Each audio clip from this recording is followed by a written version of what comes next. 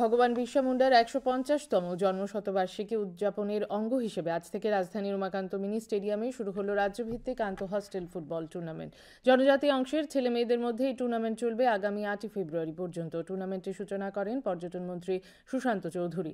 উপস্থিত ছিলেন জনজাতি কল্যাণ মন্ত্রী বিকাশ দেববর্মা, মেয়র দীপক মজুমদার সহ ক্রীড়া দপ্তরের বিভিন্ন আধিকারিকরা। প্রতিযোগিতায় জনজাতি অংশের ছেলে ও মেয়েদের বিভাগে মোট ১৬টি দল অংশগ্রহণ করে। প্রথম ম্যাচে মেয়েদের বিভাগে গোমতী জেলা এবং ঊনকোটি জেলা অংশ নেয়। পরের ম্যাচটি অনুষ্ঠিত হয় পশ্চিম এবং ধলাই জেলার ছেলেদের বিভাগে। মন্ত্রী সুশান্ত চৌধুরী বলেন, ছেলে মেয়েদের নেশার কবল থেকে মুক্ত করতে খেলাধুলোই হলো একমাত্র মাধ্যম। এছাড়া উপস্থিত ছিলেন বিধায়ক মীনা রানী সরকার। বিভিন্ন কর্মসূচি পালন করে থাকে।